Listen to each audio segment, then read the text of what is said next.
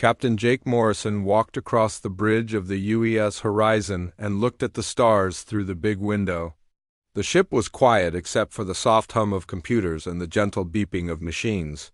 It was another normal day at the edge of the solar system where Earth's newest space station watched for danger from faraway places. Jake had been doing this job for 6 months now, and most days were the same with nothing interesting happening. Lieutenant Amy Rodriguez sat at her desk full of buttons and screens that let her talk to other ships and listen for messages from space. She was good at her job and could hear things that other people missed. Amy had been working since early morning when something strange started coming through her equipment. At first she thought it was just noise from a broken machine, but the sounds kept coming in a pattern that seemed like real words. Amy pressed buttons and turned dials to make the signal clearer. The sounds were not like anything she had heard before, and they did not match any of the radio frequencies that humans used to talk to each other. She called over to Jake and told him that something unusual was happening with the communications. Jake walked over to Amy's station and listened to the strange sounds coming from the speakers. The noises were high and low at the same time, like music, but they seemed scared and desperate. Jake asked Amy to run the sounds through the computer that could translate different languages. The ship's smart computer worked for many minutes trying to understand what the alien voices were saying. When the translation finally appeared on the screen, Jake felt his stomach drop. The message was from a group of aliens called the Zilani who lived on planets far away from Earth. They were asking for help because another group of aliens, called the Korthak, were attacking their homes and killing their people. The Zilani had heard stories about humans and thought maybe Earth's people could fight the Korthak and save them. Commander Lisa Hayes heard Jake talking about the alien message and came over to see what was happening. Lisa was the person who knew about fighting and weapons on the ship. She was smart about battles and always thought about how to protect Earth from enemies. When she heard about the Zilani asking for help, she immediately started thinking about whether humans could travel that far and fight aliens they had never seen before. Lisa pulled up maps of space on her computer and found where the Zilani lived. Their star system was very far away, and it would take Earth's fastest ships many weeks to get there, even using the new engines that could jump through space. Lisa told Jake that the trip was possible, but it would be dangerous and they would need many ships and soldiers to fight the Korthak. Jake looked at the scared faces of the Zilani aliens on his screen. They were tall and thin with skin that looked like crystal and eyes that seemed to glow. They looked nothing like humans, but Jake could see that they were terrified and running out of time. The Korthak had already destroyed many of their cities and killed millions of their people. Soon there would be no Zilani left alive if nobody came to help them. Amy worked to send a message back to the Zilani, telling them that Earth had received their call for help. She told them that humans were thinking about how to help, but it would take time to travel such a long distance. The Zilani responded quickly, and their leader appeared on the main screen of the bridge. The alien leader spoke in a voice that sounded like wind chimes mixed with sadness. He told Jake that his name was High Counselor Vexka and that he was one of the last leaders of his people still alive. The Korthak had been attacking for many months and had already taken control of 2 of the 3 planets where the Zilani lived. Vexka said that his people were peaceful and had never fought a war before, so they did not know how to stop the Korthak. Vexka explained that the Korthak were like giant lizards who lived only to conquer other worlds and take everything valuable from them. They had powerful weapons that could destroy entire cities from space and armies of soldiers who enjoyed causing pain and fear. The Korthak had conquered many other alien civilizations and turned their planets into places where slaves dug up metals and crystals for the Lizard Empire. Jake felt anger growing in his chest as he listened to the alien leader describe what the Korthak were doing to innocent people. Humans had always believed in helping others who could not protect themselves, and the idea of an entire species being wiped out by bullies made Jake want to fight back. He told Vexka that he would send the message to Earth's leaders immediately and asked them to help. Jake ordered Amy to open a direct communication line to Earth Command back on the home planet. Within minutes, the face of Admiral Pete Collins appeared. On the screen from his office, deep underground where Earth's military leaders made important decisions, Jake explained the situation to the Admiral and showed him the recordings of the Zilani. Asking for help, Admiral Collins listened carefully and asked many questions about the Korthek and how far away the battle was happening. He told Jake that this was the most important message that Earth had ever received from space and that it would change everything, about how humans saw their place among the stars. The Admiral said he would call together all of Earth's leaders to decide what to do. Within hours of receiving the Zilani message, Earth's governments began working together in ways they had never done before. Every country with spaceships and weapons started preparing for humanity's first war among the stars. The message from the desperate aliens had awakened something in the human spirit that had been waiting for a chance to help others and prove that Earth's people were brave enough to face any enemy, no matter how dangerous they might be. Admiral Pete Collins stood in the biggest war room on Earth, deep under the mountains of Colorado, where the most important military decisions were made. The room was filled with screens showing maps of space and lists of ships and weapons that could be used to help the Zilani fight the Korthek. Every few minutes more, reports came in from around the world as different countries offered to send their best spaceships and soldiers to join the rescue mission.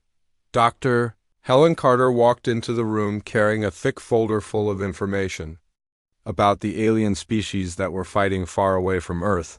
Helen was the smartest person on the planet when it came to understanding aliens, and she had been studying everything the Zilani had told them about their enemies. She put the folder on the big table and opened it to show Admiral Collins what she had learned. Helen explained that the Korthek Empire was huge and powerful, with hundreds of warships and millions of soldiers spread across many star systems. They had been conquering other aliens for thousands of years and had never lost a major battle because most species in space were peaceful and did not know how to fight wars. The Korthek had better weapons and more experience fighting than any of their enemies, but Helen smiled as she told Admiral Collins about something the Korthek did not understand about humans. She showed him reports that described Earth as what aliens called a Class 12 death world, which meant it was one of the most dangerous planets in the galaxy.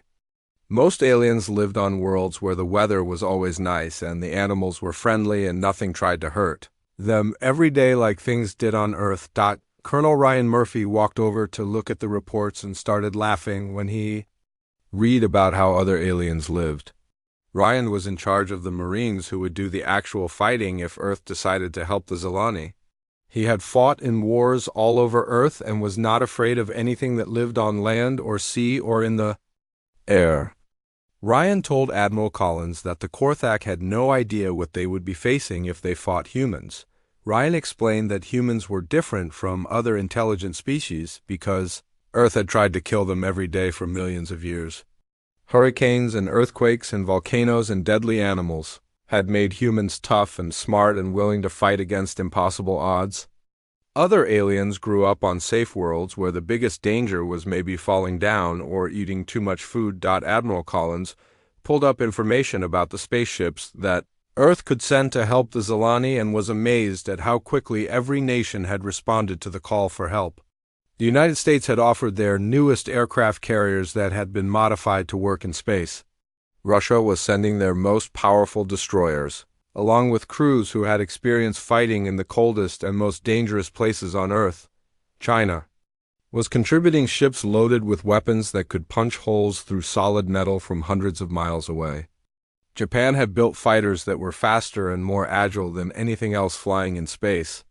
European countries were sending support ships filled with supplies and medical equipment to keep the fleet running during the long journey to the Zilani system. Even countries that were not rich or powerful were offering to help in any way they could. Small nations were sending their best pilots and engineers to join the international force. Private companies were converting cargo ships into missile platforms, and volunteer pilots were signing up to fly anything that could carry weapons into battle. Captain Susan Blake was put in charge of the Marine assault ship Use Warhammer, which would carry the soldiers who would board enemy ships and fight the Korthek face-to-face. Susan had led Marines in battles all over Earth. and knew that close combat was where humans had the biggest advantage over aliens, who had lived easy lives on safe planets. Susan gathered her Marines in the ship's main hangar and explained what they were about to do. She told them that they were going to be the first humans to fight aliens in space, and that the entire galaxy would be watching to see what Earth's people were made of.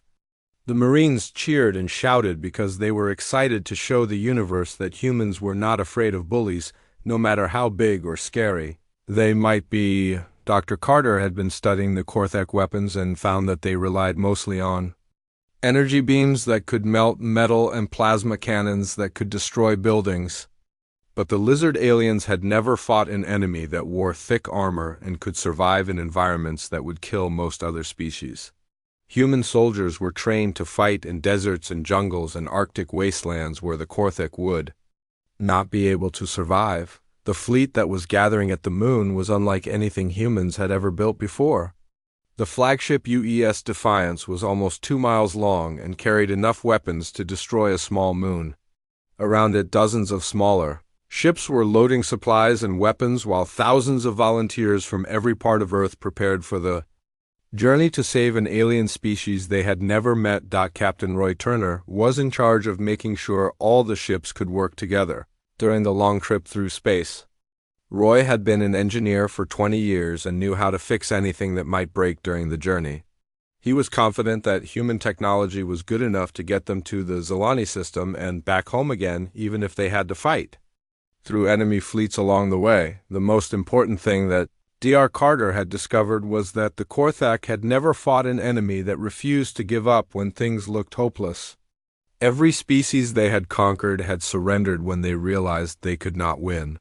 But humans were famous for fighting harder when things got worse and never quitting even when defeat seemed certain. Admiral Collins looked at all the ships and soldiers preparing for humanity's first interstellar war and felt proud of what his species could do when innocent people needed help. He knew that the Korthak were expecting to fight another weak alien civilization that would run away or surrender when things got difficult. Instead, they were going to face Deathworlders who had been shaped by millions of years of surviving on the most dangerous planet in the galaxy. The final message from the Zilani showed their cities burning and their people hiding in underground shelters while Korthak ships filled the sky above their worlds. But now help was coming from a small blue planet where every living thing had learned to fight for survival against impossible odds, and where the dominant species had turned warfare into an art form that would soon teach the galaxy what happened when bullies picked on the wrong neighbors. The human fleet dropped out of hyperspace at the edge of the Zilani star system and immediately saw the destruction that the Korthak had caused. Huge enemy ships that looked like floating crystals covered with weapons hung in space around the 3 planets where the peaceful aliens lived. Smaller Korthak fighters swarmed around the big ships like angry insects while beams of deadly energy shot down at the cities below. Captain Jake Morrison stood on the bridge of his destroyer, Hughes Tempest, and watched the battle that was already almost over. The Zilani had no warships left, and their cities were burning while survivors hid in underground shelters waiting for death to come from the sky. Jake felt anger building in his chest as he saw what the lizard bullies were doing to innocent people who had never hurt anyone. Ambassador Elena Cross was the first human to ever talk to aliens from another star system, and she was nervous about making contact with the Zilani leaders who were still alive. Elena had studied alien cultures for years, but this was the first time she would actually meet beings from another world. She sent a message to the Zilani and waited to see if anyone could still receive communications on their devastated planets. High Counselor Vexka appeared on the main screen of the UES Defiance looking tired and scared. His crystal-like skin was cracked and dirty and his glowing eyes were dim with despair. Vexka told Elena that most of his people were dead and that the Korthak ships were preparing to finish destroying the last cities where Zilani were hiding. Vexka explained that the lizard aliens had weapons that could break through any shield the Zilani could build, and that their soldiers enjoyed causing pain and terror. He said that his people were grateful that humans had come to help, but he was afraid it was too late to save anyone. The Korthak had been attacking for so long that There were not many Zelani left to save. Elena told the alien leader that humans had not traveled across the galaxy just to watch good people die. She promised Vexka that Earth's fleet would drive away the Korthek and protect any Zelani who were still alive. Elena had never made such a big promise before, but she knew that every human in the fleet was ready to fight and die to keep their word. Admiral Collins gave orders for the human ships to move into battle formation and attack the Korthek fleet immediately. He did not want to waste time talking or trying to negotiate because he could see that the lizard aliens were still killing innocent civilians while the human fleet watched. Collins had been a soldier his whole life and knew that sometimes the only way to stop evil was to destroy it completely. Captain Morrison received his orders to attack and felt excitement, mixed with fear as he prepared for humanity's first battle against aliens. Morrison had fought in wars on Earth, but this was different because nobody knew what would happen when human weapons hit alien shields or when alien energy beams struck human armor. The Tempest moved forward with the rest of the fleet toward the enemy ships. The Korthek noticed the human fleet approaching and seemed confused about what these new ships were doing in their territory. The lizard aliens had been conquering other species for so long that they could not imagine anyone being brave enough or stupid enough to attack them. The Korthek commander sent a message demanding that the humans leave immediately or be destroyed. Colonel Murphy was leading the first wave of human fighters in his ship UES Falcon when the Korthek opened fire with their plasma cannons. The enemy weapons were incredibly powerful and could melt through solid metal like it was made of paper. But Murphy had been expecting the aliens to have better technology than humans and had planned for his fighters to be fast and hard to hit. Instead of heavily armored, the human fighters were much smaller than anything the Korthek had ever fought before, and they moved in ways that confused the alien gunners. Murphy led his squadron in spinning attacks that made it almost impossible for the enemy to aim their big weapons. The Korthek were used to fighting enemies who flew in straight lines and fought in predictable patterns. Lieutenant Chris Baker was flying his fighter US Hornet when he got close enough to see a Korthek battleship clearly for the first time. The alien ship was beautiful in a terrifying way with crystal walls that seemed to glow from inside, and weapon ports that crackled with energy. But Baker could also see that the ship was built for fighting enemies who were afraid of it and not for fighting enemies who attacked like angry hornets. Baker lined up his targeting computer on what looked like the alien ship's reactor core and fired his missiles. The human weapons were crude compared to Korthek technology, but they carried explosive warheads that could crack crystal and break delicate alien equipment. Baker's missiles hit the enemy ship and caused explosions that spread through the crystal walls like fractures in ice. The first Korthek ship to die sent shock waves through the alien fleet because none of them had ever seen one of their mighty battleships destroyed by primitive weapons. The lizard aliens had been so confident in their superiority that they had never imagined losing ships to enemies they considered to be barely civilized savages from an unknown world. Captain Turner was commanding the engineering ship UES Forge when he noticed that the Korthek plasma cannons had to pause for several seconds between shots to recharge their energy systems. Turner immediately sent this information to all the human ships and told them to attack during the gaps. When the alien weapons could not fire back, the human fleet used this weakness to get close to the Korthek ships and attack with conventional weapons that did not need time to recharge. Human missiles and railguns and laser cannons could fire continuously while the alien plasma weapons sat silent waiting for their energy systems to build up power for the next shot. Commander Tony Walsh led a boarding party onto a damaged Korthek cruiser to capture alien technology and prisoners for interrogation. Walsh and his Marines had to fight through corridors filled with poisonous gas and radiation that would have killed most aliens but only made the humans uncomfortable. The Korthek soldiers they encountered were tough and dangerous, but they had never fought enemies who seemed immune to pain and fear. When the first battle ended, 3 Korthek dreadnoughts had been turned into floating wreckage and the surviving alien ships were retreating toward the outer edge of the star system. The human fleet had lost several fighters and 2 destroyers, but they had proven that Earth's people could fight aliens and win. More importantly, they had shown the Korthek that someone was finally willing to stand up to their empire and fight back, High Counselor. Vexka contacted the human fleet with tears of joy, running down his crystal face as he thanked Elena for keeping her promise to help his people.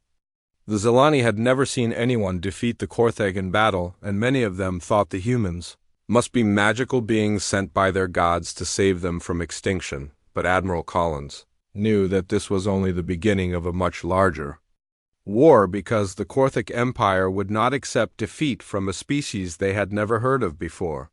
Soon more alien fleets would come to the Zelani system, and the real test of human courage and skill would begin when Earth's Deathworlders faced the full might of an empire that had been conquering the galaxy for thousands of years. Emperor Zektor was the most powerful Korthek who had ever lived, and he ruled an empire that stretched across dozens of star systems filled with conquered aliens who served as slaves. The giant lizard alien sat on his crystal throne aboard the massive command ship Eternal Dominion and listened to reports about the defeat of his fleet in the Zelani system.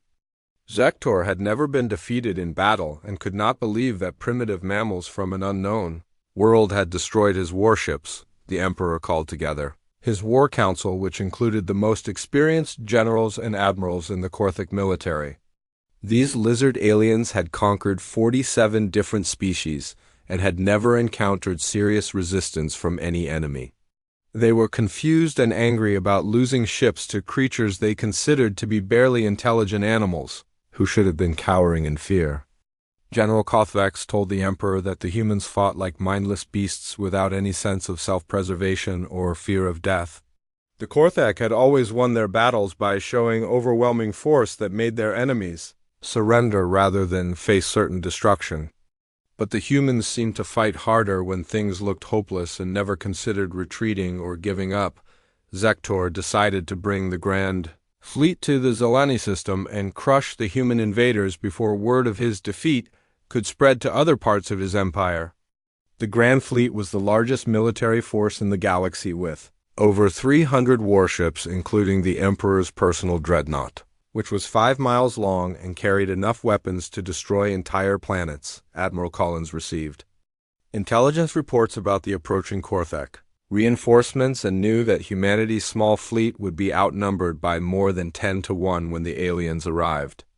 But Collins had been studying the enemy tactics and technology for weeks and had developed new strategies that might give Earth's forces a chance to survive the coming battle. Captain Roy Turner had been working with human engineers to modify their weapons and find ways to exploit weaknesses in Korthek ship design. Turner discovered that the alien crystal armor was incredibly strong against energy weapons, but could be cracked by physical impacts from missiles and railgun projectiles.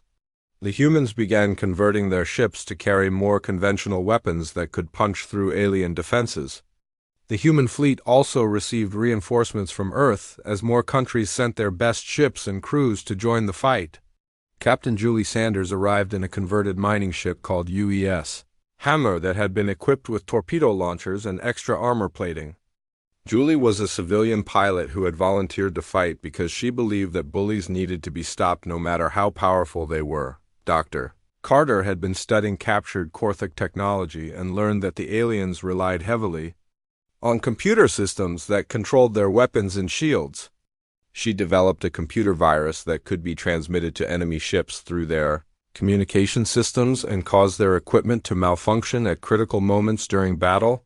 When the Grand Fleet arrived in the Zelani system, it filled space with so many ships that the stars were blocked out from the surface of the planets below. Emperor Zektor expected the humans to flee in terror when they saw the size of his armada, but instead the Earth fleet moved into defensive positions among the asteroids between the inner and outer planets. The human strategy was to use the asteroid field as cover and fight a guerrilla war instead of meeting the Korthik in open battle, where superior numbers would guarantee alien victory. Admiral Collins had studied Earth's military history and knew that smaller forces could defeat larger armies if they chose the right terrain and tactics. Major Don Foster led the first human boarding party against a Korthak heavy cruiser that had been damaged by asteroid impacts while chasing human fighters through the rock field. Foster and his Marines wore sealed combat suits that protected them from the poisonous atmosphere inside alien ships and carried weapons designed to work in zero-gravity and hostile environments. The Korthik soldiers they encountered were tough fighters with sharp claws and thick scales that could stop small bullets. But the lizard aliens had never faced enemies who had been training for combat in dangerous environments their entire lives. Human Marines could fight in complete darkness or poisonous gas or extreme radiation without losing effectiveness. Sergeant Kate Phillips was the first human to kill a Korthik in hand-to-hand combat when she encountered a lizard soldier in the corridors of the alien ship. The Korthik was larger and stronger than any human, but Phillips had been trained to fight against superior opponents by using speed and intelligence instead of brute force. She used the alien size against it, by attacking joints and weak points that the lizard could not protect. Commander Tony Walsh discovered that Korthik ships were not designed for the kind of three-dimensional combat that humans excelled at in zero gravity. The aliens expected to fight enemies who stayed in the same plane like ships on an ocean, but human fighters could attack from above and below and all angles at once. The battle turned into a deadly game of hide and seek among the asteroids, with human ships appearing suddenly to attack alien vessels before disappearing back into the rocky maze. The Korthak could not use their superior numbers effectively because they could not find targets to shoot at, and their large ships were vulnerable to ambush attacks. Captain Morrison led a squadron of destroyers in a coordinated attack on the Emperor's flagship Eternal Dominion, while the huge alien ship was trying to navigate through a particularly dense part of the asteroid field. The human ships attacked from 6 different directions at once and concentrated their fire on the engines that kept the massive vessel moving. Emperor Zuktor felt his ship shaking under the impact of human weapons and realized, for the first time in his life, that he might actually lose a battle. The giant lizard alien ordered his personal guards to prepare for boarding actions because he could see human ships moving in close to attach themselves to his vessel like parasites. Major Foster led the assault team that breached the hull of the Emperor's flagship and fought their way through corridors filled with Korthik elite guards. The alien soldiers were the best warriors in the Empire, but they had never faced enemies who seemed to be immune to fear and pain. Human Marines advanced through weapon fire that should have stopped them and kept fighting even when wounded. The decisive moment came when Sergeant Phillips encountered Emperor Zuktor himself in the command center of his ship. The giant lizard alien was 3 times her size and armed with energy weapons that could cut through metal, but Phillips had been fighting dangerous opponents her entire military career.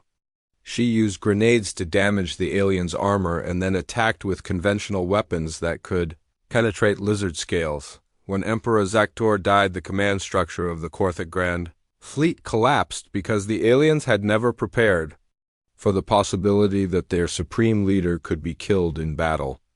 Korthik ships began retreating in disorder, while their officers argued about who should take command of the Empire. The surviving alien vessels fled toward the edge of the star system while human fighters pursued them and destroyed any ship that was too damaged to escape.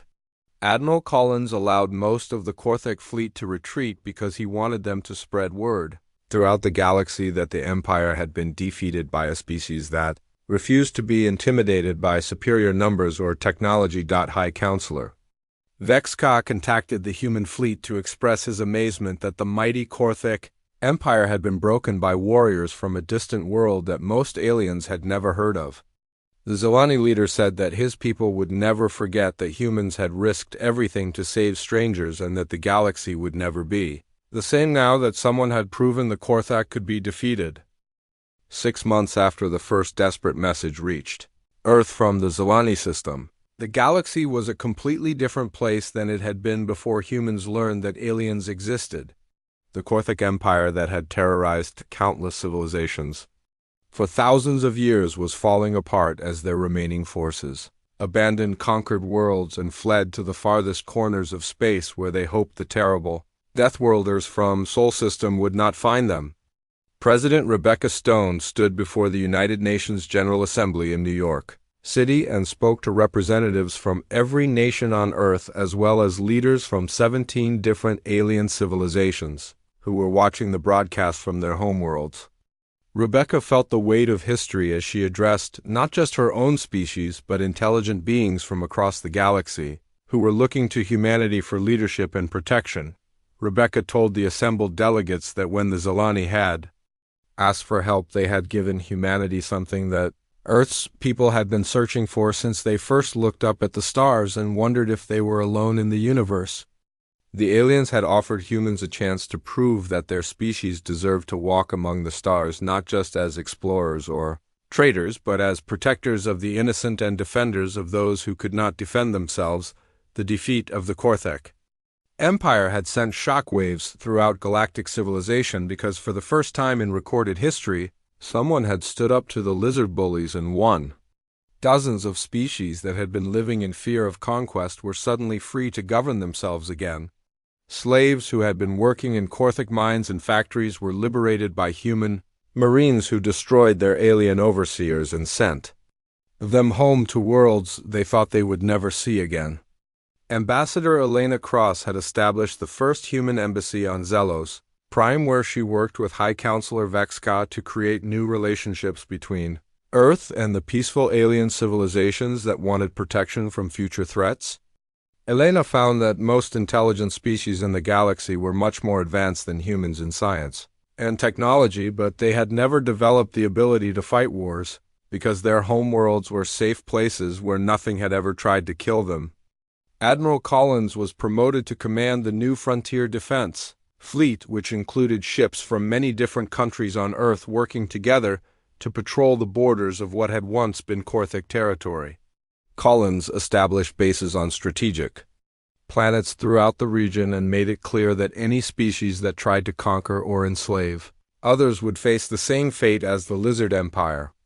The Galactic Council, which had existed for thousands of years as a loose organization of species that mostly avoided conflict, was transformed overnight into something resembling a real government with humans serving as the military arm that enforced decisions and protected member worlds.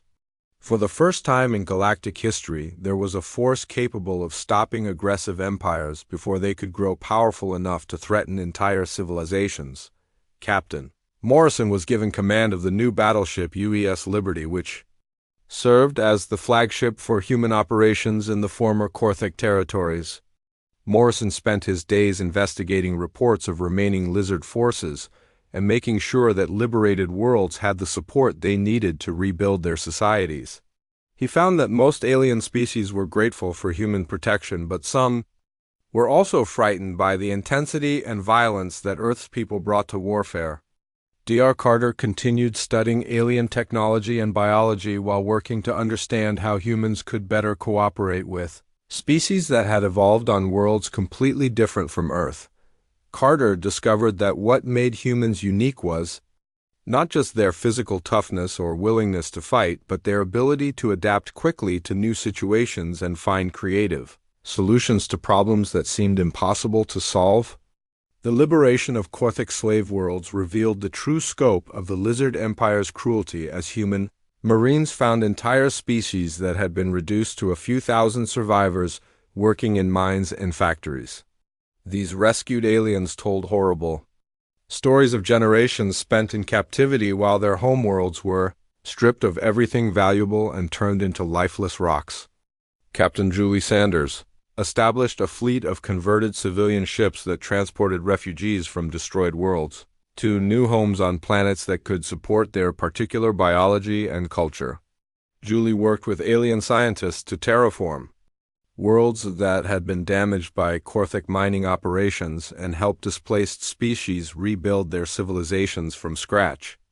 Major Foster created the Galactic Peacekeeping Corps, which trained volunteers from many different species to work alongside human Marines in maintaining order and preventing conflicts between different alien civilizations. Foster found that while most aliens could not match human combat effectiveness, they could contribute valuable skills in diplomacy and technology that made the peacekeeping forces more effective. The most dramatic change in galactic politics came when several aggressive species that had been planning to follow the Korthic example and build their own empires suddenly decided that conquest was not worth the risk of attracting human attention. Word had spread throughout space that the Deathworlders from Sol System would travel any distance and fight any enemy to protect innocent civilians. Commander Kelly Wright was assigned to establish communication networks that would allow threatened civilizations to call for help quickly if they were attacked by hostile forces.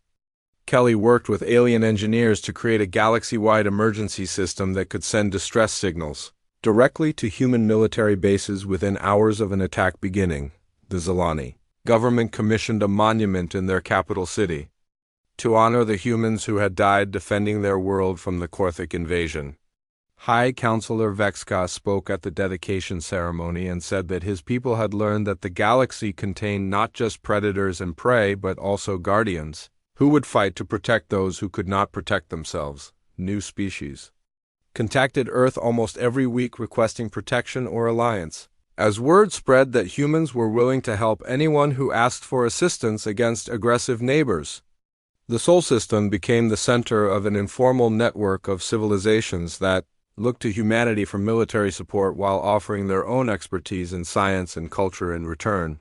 Admiral Collins stood on the observation deck of a space station orbiting Earth and watched ships from dozens of different worlds arriving with diplomats and trade delegations and requests for military assistance.